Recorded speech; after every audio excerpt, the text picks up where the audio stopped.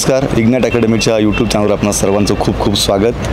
Police भरतीचा जोरदार माहोल सुरू आहे आणि आज माझ्यासोबत माझा खूप चांगला मित्र सतीश गाडे उर्फ बंटी माझ्यासोबत आहे। बंटीचं 2020-21च्या पोलीस भरतीमध्ये सिलेक्शन झालं आहे, आता ट्रेनिंग सुरू आहे। बंटी, सगळ्यात आधी तर तुझं खूप खूप अभिनंदन। धन्यवाद सर, मनापासून धन्यवाद। बरं, मला आधी सांग, अनेक वर्षांचं स्वप्न होतं पोलीस होण्याचं, अखेर पोलीस झाला, आता ट्रेनिंग पण संपत आलं, कसं वाटतंय? सर, एक खूप छान वाटतंय की जे डोळ्याशी आपण जे वर्ष आपलं स्वप्न बांधलेलं होतं किंवा आपल्या आईवडिलांचं जे अभिमानानं जगण्याचं, जे छाती उंचवण्याचं त्यांचं पण स्वप्न होतं की आपला मुलगा कुठंतरी एक चांगल्या सर्व्हिसला आहे, कुठं खाकी वर्दी घालतोय बाबा, खूप अभिमान आहे। पण त्यांना पण आता खेडेगावातला सर्वसाधारण विद्यार्थी आहे आणि जे बघितलं होतं ते आज सत्यात उतरवलं आणि जे बघण्यापेक्षा जे सत्यात उतरवलं जो आनंद असतो तो एक वेगळाच आहे आणि तो आज मी खूप फील करतोय। खूप खूप धन्यवाद जे मला ज्यांनी प्रेरणा दिली त्यांचे पण। बरं बंटी, मला सुरुवातीला थोडंसं तुझ्याबद्दल प्राथमिक शिक्षण, माध्यमिक शिक्षण, नंतर कॉलेज कुठे केलं आणि मग पोलीस भरतीसाठी तयारी कुठे केली? हां सर, मी एकदम ग्रामीण भागातला विद्यार्थी आहे। माझं नाव पूर्ण सतीश चांगदेव गाडे, पण मला सगळे बंटी नावाने ओळखतात। ॲक्च्युली तुम्ही पण बंटी नावानेच माझी ओळख आहे।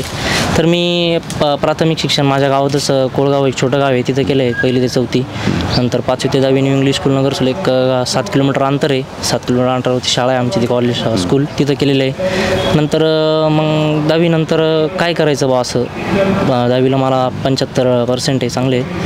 मग काय करायचं, मग 2-3 जणांचं मित्रांचं सजेशन घेतलं की वडिलांचे जे मित्र वगैरे होते त्यांनी सांगितलं, मग म्हणे ITI करा वगैरे, जाईल लवकर नोकरीला वगैरे लावून, घरची परिस्थिती गरीब होती। तर मग 2 वर्षाचा ITI केला, मग नंतर अप्रेंटिसशिप केली, कंपनीत केली। पण कंपनीत जी लाईफ होती ती नको वाटायची आणि माझं भाऊ पण सोबतच होता, तो आता ST आहे, साईनाथ भाऊ गाडे म्हणून, तो पण ST आहे पदावरती आहे। त्याचं मार्गदर्शन घेतलं, आम्ही सोबतच होतो। मग ITI वगैरे केला, अप्रेंटिस केली। मग त्यांनी मला सांगितलं की प्रयत्न करून बघ, शेवटी आहे ती कंपनी आपली राहणारच आहे, पण प्रयत्न करायचं, सक्सेस भेटलं चांगलंच आहे। म्हणून मी 2019ला या मार्गावरती आलो परत। 2019ला मी भरती स्टार्टिंग चालू केली, पहिलीच भरती मी दिली। 19ला मला थोडं गायडन्स कमी असल्यामुळे अभ्यास पण कमी होता, थोडं मार्क कमी आले, त्यामुळे मी 2-3 गुणांमुळे राहिलो। पुन्हा मग थोडं डिप्रेशनमध्ये आलो। मग थोडं भावानी समजावलं, घरच्यांनी समजावलं की अजून खूप वय कमी आहे, कर, तू करू शकतोस। मग मी पुन्हा सुरुवात केली। मग मला 20-21चा फॉर्म भरला आणि एक्झाम क्रॅक करून माझं स्टेट रिझर्व्ह पोलीस फोर्स गट क्रमांक 19ला सिलेक्शन झालं। आता मी ट्रेनिंगमध्ये आहे। बरं, पोलीस भरतीची तयारी कुठे केली? भरतीची तयारी मी नाशिकलाच केली। नाशिकला ग्राउंड वगैरे करायचो आणि स्वतःच ग्राउंड करायचो। मग पुस्तक वगैरे भाऊ रेफर करायचा, त्यानुसार त्याचे काही नोट्स, काही माझं स्वतःचं पद्धतीचं, असं 2 टाईम ग्राउंड करून बाकी जेवढा उरलेला वेळ सगळा अभ्यासात करायचो। आणि खरं तर अंगात खाकी वर्दी परिधान करण्याचं स्वप्न घेऊन लाखो विद्यार्थी आता तयारी करत आहेत। पोलीस भरतीचा फॉर्म भरण्याची शेवटची तारीख 15 एप्रिलपर्यंत आहे।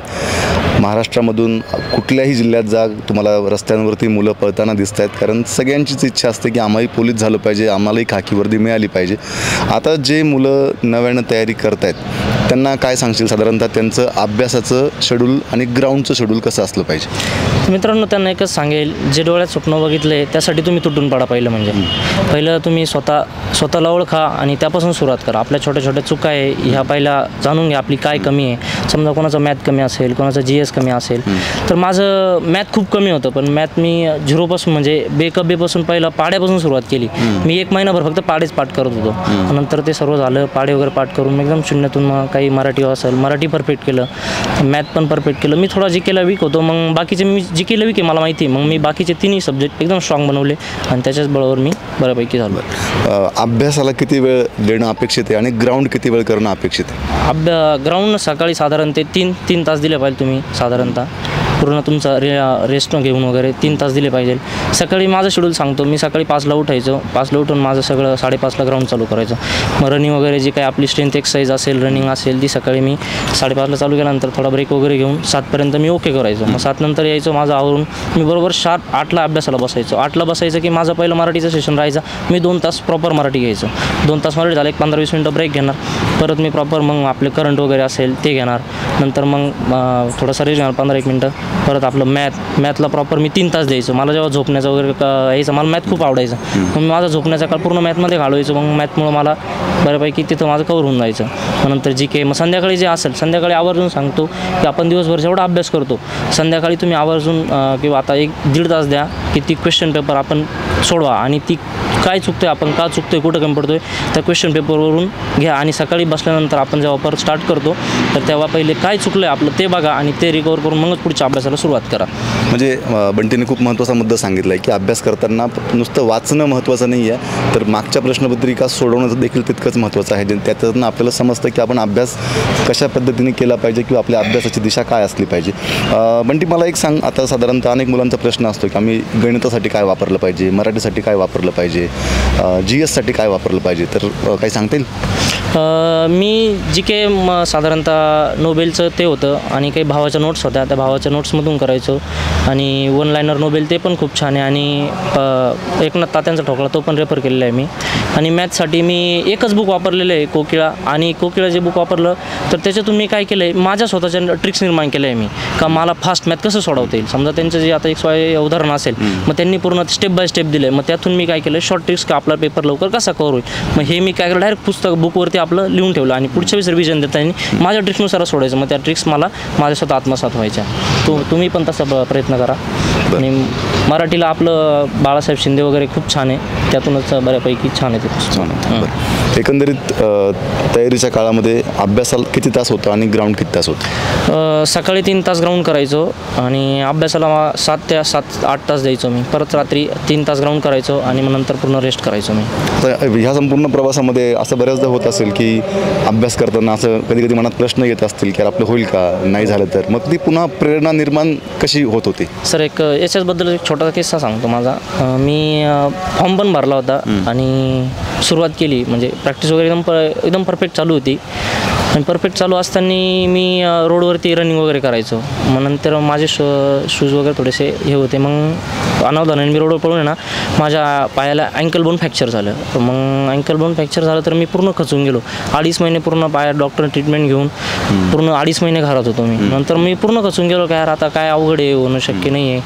पण मग कसं आहे, बघितलेलं स्वप्न होतं आणि आईवडिलांचा चेहऱ्यावरचा आनंद बघायचा होता आणि जे सिद्ध साकार करायचं होतं तेच मोटिवेट तिथूनच होत होतं मी आईवडिलांपासून. आणि तिथूनच मी सिद्ध झालो स्वतःला.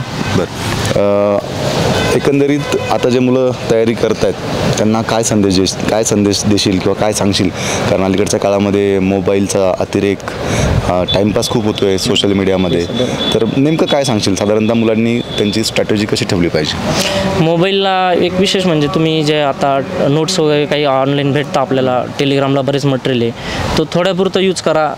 विशिष्ट टाईम ठरवून द्या की मी एवढा 15 मिनटं मोबाईलला देणार आहे, अर्धा तास देणार आहे, तेवढ्यापुरतंच द्या. बाकीचा जो आपला वेळ असेल तो पूर्ण आपला स्वतःसाठीच द्या पुस्तकांमध्ये, असं साईड करेल मी. बरं, तयारी करत असतानाचा बंटी आणि आता सिलेक्ट झाल्यानंतरचा बंटी, काय फरक वाटतो नेमका? कारण अनेक मुलांचं स्वप्न आहे, लाखो मुलं तयारी करत आहेत, काय सांगशील, काय बदल होतो नेमका? म्हणजे जेव्हा करत होतो तेव्हा सगळेच आपल्याकडे शंकेच्या नजरेनं बघत होते. आज जे शंकेने नजरा बघत होत्या त्या आज समोर आल्यानंतर आपाप खाली झुकून जात आहे. आपल्या अभिमानाची जी शान आहे, आपली शाली, तीच आपण उंचावून समोर जातो आहे. खूप छान वाटतं मला पण. बरं, एकंदरीतच आजची ही मुलाखत बंटीने खूप चांगली माहिती दिली, जेणेकरून नवीन जे मुलं आहेत जे तयारी करत आहेत त्यांना नक्कीच याच्यातनं दिशा मिळेल, फायदा होईल. मी पुन्हा एकदा इग्नाईट अकॅडमीकडून सतीशचं अर्थात बंटीचं मनपूर्वक अभिनंदन करतो आणि आजची मुलाखत थांबवतो. खूप खूप धन्यवाद. धन्यवाद सर.